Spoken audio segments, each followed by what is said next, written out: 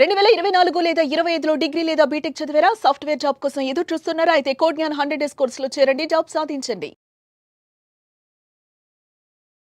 Welcome to Suman TV. నేను మీ Suman TV. గూగుల్లో ఏదైనా సెర్చ్ చేయాలి అనుకునేటప్పుడు ఏది పడితే అది సెర్చ్ చేయడానికి లేదు. సైబర్ క్రైమ్ డిపార్ట్మెంట్ వాళ్ళు కూడా ఎప్పటికప్పుడు దాని మీద ఒక కన్ను వేసే ఉంచుతారు. అయితే ఏ విషయాలు సెర్చ్ చేయాలి, ఏ విషయాలు సెర్చ్ చేయకూడదు, ఎస్పెషల్లీ ఎలాంటి విషయాల్లో పదజోలికి ఎప్పుడూ కూడా మనం వెళ్ళకూడదు అనేటువంటిది ఈరోజు మనతో పాటు హైకోర్టు అడ్వకేట్ అలగర్ రవీంద్రనాథ్ గారు ఉన్నారు. అది వారి మాట్లాడి తెలుసుకుందాం. Hello sir. హాయ్ నాగరాజ్ గారు. గూగుల్ తల్లిని ఏది ఎరిగినా ఇచ్చేస్తుందని చెప్పేసి ఏది పడితే సెర్చ్ చేస్తూ ఉంటాం. బట్ కొన్ని పదాలు అయితే ఖచ్చితంగా సెర్చ్ చేయకూడదని చెప్పేసి అంటూ ఉంటారు. చట్టబద్ధంగా వాటికి సంబంధించి క్రిమినల్ యాక్ట్ కిందకి వెళ్తుందని చెప్పేసి అంటూ ఉంటారు. ఏంటి సార్ అవి? సైబర్ క్రైమ్ అని ఏదైతే మనం చెప్తున్నాం ఇటీవల కాలంలో, ఒకప్పుడు క్రైమ్ చేయాలంటే డైరెక్ట్గా వ్యక్తితో అంటే పర్సన్ టు పర్సన్ అటాక్ ఉండేది. ఇటీవల కాలంలో తగ్గిపోయింది. కానీ సైబర్ క్రైమ్స్ చాలా ఎక్కువైపోయాయి. ఈ సైబర్ క్రైమ్ అందులో భాగంగా గూగుల్ సెర్చ్ చేసేటప్పుడు కొన్ని క్లియర్గా చెప్తుంది, లీగల్ టెర్మినాలజీస్ క్లియర్గా చెప్తాయి. ఇప్పుడు నేను చెప్పబోయే ఒక 4 విషయాలు ఎట్టి పరిస్థితుల్లో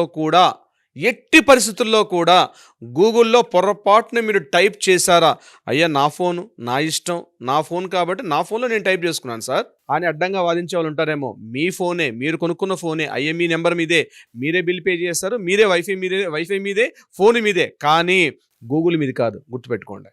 మీరు అందులో సెర్చ్ చేస్తే తప్పనిసరిగా మీరు జైలుకి వెళ్ళి కటకటాలకి వెళ్ళి ఊచలు లెక్క పెట్టాల్సిన పరిస్థితి ఉదాపరుస్తుంది. దానికి ఎగ్జాంపుల్ రీసెంట్గా మనం అందరూ తెలుసు, మనకి ఏదైతే ఆపరేషన్ సింధూర్ ముందు ఆపరేషన్ పెహల్గాం జరిగింది. ఒకటి పెహల్గాం దాడులు జరిగిన తర్వాత ఎన్ఐఏ డిపార్ట్మెంట్ వాళ్ళు ఏం చేశారంటే, మనం మామూలుగా ఆపరేషన్ సింధూర్ అవుతుంది, భారత పాకిస్తాన్ యుద్ధం అవుతుంది. ఇటువంటి సమయంలో తెలియకుండానే రోజు మనం డైలీ యాక్టివిటీస్ చేస్తున్నాం, కానీ సడన్గా ఒకరోజు మనం ఒక వార్త చేస్తాం, మనం ఒక వీడియో కూడా చేస్తాం నాగరాజ్ గారు. ఆ వీడియో ఏంటంటే, విజయనగరం టౌన్ అంటే ఆంధ్రప్రదేశ్ ఉత్తరాంధ్రలో ఉన్నటువంటి విజయనగరంలో ఒక వ్యక్తి బాంబులు తయారు చేస్తున్నాడు. ఆ బాంబులు తయారు చేసే క్రమంలో ఆయన వాటిని ప్రయోగించే పనిలో ఉన్నారని చెప్పి ఇమ్మీడియట్గా హుటాహుటిని అక్కడికి వెళ్ళి ఆయన ఇమ్మీడియట్ కస్టడీలో తీసుకుని అరెస్ట్ చేశారండి కూడా. మరి ఎక్కడో ఉన్న ఎన్ఐఏ వాళ్ళకి ఎలా తెలిసింది అక్కడ విజయనగరంలో ఉన్నటువంటి అతను బాంబులు చేస్తున్నట్టుగా? సో ఇప్పుడు నేను చెప్పబోయే 4 లిస్టులో ఫస్ట్ పాయింట్ ఏంటంటే, బాంబులు తయారీ విధానం ఎలాగా, బాంబులు ఎలా తయారు చేయాలి, ఎటువంటి కెమికల్ కాంబినేషన్స్ చేయడం వల్ల అంటే అక్కడ బ్లాస్టింగ్ అవుతుంది అన్నటువంటి ఏదైతే యాక్టివిటీ ఉందో దాన్ని కానీ గూగుల్లో సెర్చ్ చేశారంటే మీరు ఇమ్మీడియట్గా మీ మొబైల్లో మీరు చెక్ చేసుకున్నప్పటికి కూడా మీ మొబైల్ని ఒక పర్సన్ ఎన్ఐఏ డిపార్ట్మెంట్ వాళ్ళు పరిశీలిస్తూ ఉంటారు. అవి ఇమ్మీడియట్గా గూగుల్లో అది ఫీడ్ అవుతుంటుంది, హిస్టరీలో ఉంటుంది. లేదు సార్, హిస్టరీలో కూడా నేను డిలీట్ చేసేసాను. మీ హిస్టరీలో డిలీట్ చేశారు కానీ గూగుల్ హిస్టరీలో మాత్రం ఉంటుంది. అంటే మీ క్యారెక్టర్ ఏంటని తెలుస్తుంది అక్కడ.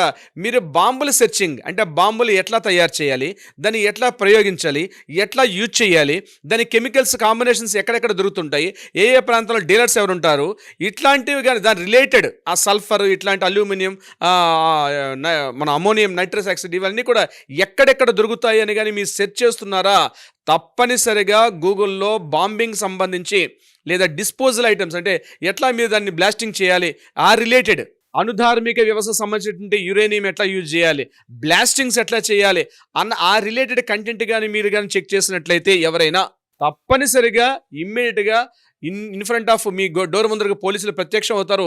మిమ్మల్ని ఇమ్మీడియట్గా అరెస్ట్ తీసుకెళ్ళి లోపలికి వెళ్తారు. బయటకు బెయిల్ రాకుండా నాన్ బెయిలబుల్ అరెస్ట్ వారెంట్ ఇచ్చే అవకాశం కూడా ఉంటుంది. మరలా మీరు బయటకు వచ్చే అవకాశం కూడా లేదు మీ మొబైల్లో కానీ మీరు బాంబింగ్ సంబంధించినటువంటి చెక్ చేస్తే. Number 2, porn videos content flow విపరీతంగా వచ్చేస్తుంది. ఇది చూడొచ్చా, ఇది చూడకూడదు తెలియదు. మనిషి వ్యక్తిగత స్వేచ్ఛ ఎక్కడికో దారితీస్తుంటుంది. ఇంట్లో ఒక్కడనే కూర్చున్నాను అని చెప్పి మీ ఇంట్లో మీరు కూర్చునే కాస్త పోర్న్ వీడియోస్లో కూడా ముఖ్యంగా ఏంటంటే చిన్నపిల్లలు అంటే చైల్డ్ పోర్నోగ్రఫీ అంటారు. ఆ చైల్డ్ పోర్నోగ్రఫీ కంటెంట్ కానీ మీరు చూసినట్లయితే, టీనేజ్ పోర్నోగ్రఫీ కానీ మీరు కంటెంట్ చూసినట్లయితే మీరు చూస్తుంటారు. మీ బయట కాలింగ్ బెల్ నొక్కుతారు, ఆ సౌండ్ మీకు వస్తుంది. ఇమ్మీడియట్గా మీరు ఏ స్థితిలో ఉన్నారని చూడరు, ఇమ్మీడియట్గా మిమ్మల్ని పట్టుకొని తీసుకెళ్ళి జైల్లో వేసేస్తారు.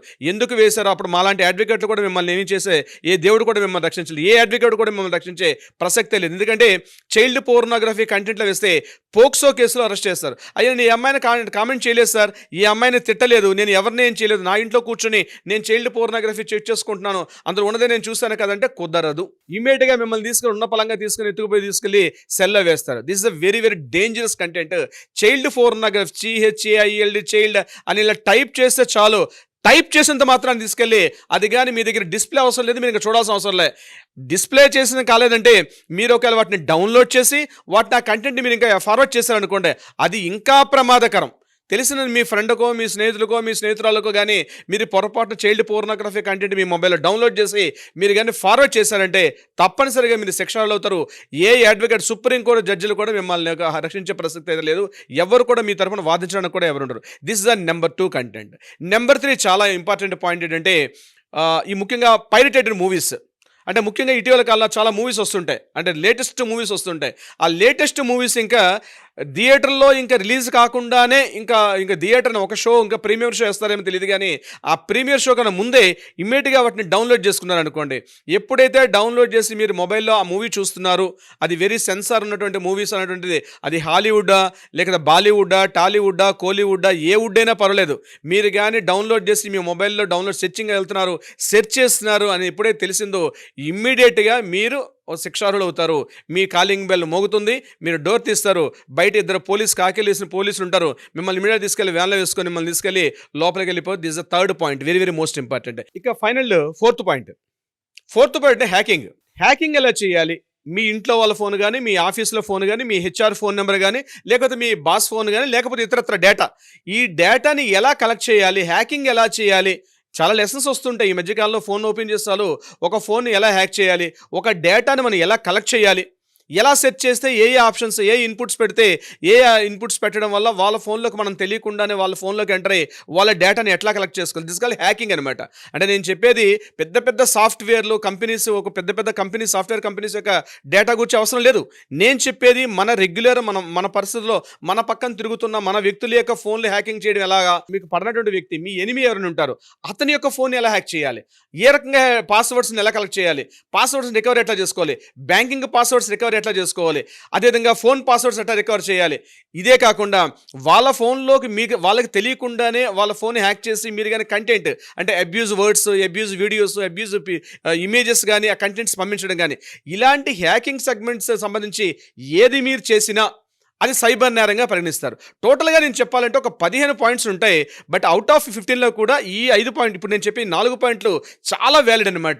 ఈ 4 పాయింట్లు కూడా ముఖ్యంగా తల్లిదండ్రులు నేను చెప్తున్నాను, మీ ఇంట్లో పిల్లలు పొరపాటుని ఇవి కానీ సెర్చింగ్ ఉన్నారా, వాళ్ళు ఒకవేళ మైనర్లు అని చెప్పి కూడా వాళ్ళు విడిచిపెట్టే ప్రసక్తి లేదు. పేరెంట్స్ ఎప్పుడు కూడా వాళ్ళ పిల్లలు చూస్తున్న ఫోన్ మీద ఒక అజమాయిషి ఇవ్వండి. రీసెంట్గా రకరకాల యాప్స్ వచ్చాయి, వాళ్ళు ఏ కంటెంట్ చూస్తున్నారు, ఏ టైప్ ఆఫ్ యాప్స్ చూస్తున్నారంటే కూడా మీ మొబైల్లో మీరు చెక్ చేసుకోవచ్చు. అది కూడా వ్యాలిడ్. అది ప్లే స్టోర్లో iOS-లో కూడా వాటిలో దొరికే అవకాశం కూడా ఉంటుంది. అది క్లియర్గా జెన్యూనిటీ అయితేనే మీరు డౌన్లోడ్ చేసుకొని నిజంగా వాళ్ళ మీద ఒక ఐడెంటిటీ ఒక కంట్రోల్ పెట్టడం కూడా చాలా ఇంపార్టెంట్. మైనర్స్ చేశారు కదా, మైనర్స్ చేశారు కాబట్టి వాళ్ళని సెక్షన్ తప్పించుకునే అవకాశం ఉంటుంది అనుకుంటున్నారేమో. బహుశా మైనర్స్ చేసినా తప్పించుకునే అవకాశం లేదు. ఏదేమైనప్పటికీ కూడా మన ఫోన్లో ఇప్పుడు నేను చెప్పిన ఈ 4 పాయింట్స్, 1 హ్యాకింగ్ చేయడం, నెంబర్ 2 పైరేట్ వీడియోస్ డౌన్లోడ్ చేసుకోవడం, నెంబర్ 3 బాంబ్స్ ఎట్లా బ్లాస్ట్ చేయాలి, బాంబు విధానం ఏంటి, బాంబుని ఎట్లా తయారు చేయాలి, ఈ విధానం కానీ, ఇక పోర్నోగ్రఫీ, ఈ 4 కంటెంట్స్ కానీ మీరు పొరపాటున మీ గూగుల్లో మీ చేతిలో ఉన్న ఫోన్లో కానీ, ల్యాప్టాప్లో కానీ, లేకపోతే మనం వాడుతున్నటువంటి ఆ ట్యాబ్స్లో కానీ వాటిలో ఎట్టైనా ఏదైనా సరే గూగుల్లో ఒకసారి మీరు సెర్చ్ చేస్తే, ఎందుకంటే మీకంటే ఒక మెయిల్ ఐడి ఉంటుంది, మీ మొబైల్ కంటే ఒక కాంటాక్ట్ ఉంటుంది, కాంటాక్ట్ నెంబర్ ఉంటుంది, ఇమ్మీడియట్గా ఎన్ఐ వాళ్ళ దగ్గర వాళ్ళ టెక్నాలజీతోటి ఇమ్మీడియట్గా మీ ఇంటి ముందు వాలిపోతారు. మిమ్మల్ని ఇమ్మీడియట్గా తీసుకెళ్ళి వ్యాన్లో వేసి మిమ్మల్ని పట్టుకెళ్ళి ఎక్కడ అరెస్ట్ చేస్తారో ఏం పెట్టారో తెలియదు. ఎందుకంటే మీరు ఎటువంటి దేశానికి ఉపద్రవం కలిగించే ఏం చేస్తారో తెలియదు. కాబట్టి మిమ్మల్ని ఇంటరాగేషన్ చేసేటప్పుడు ఏ కోర్టులు కూడా మిమ్మల్ని రక్షించే అవకాశం ఎట్టి పరిస్థితులు లేదు. నాగరాజ్ గారు, anyway sir, thank you so much అలాగే రవీంద్రనాథ్ గారు. Thank you so much Nagaraj గారు. సుమన్ టీవీలో మీ పర్సనల్ అండ్ బిజినెస్ ప్రమోషన్స్ కోసం కింది నెంబర్కి కాంటాక్ట్ చేయండి.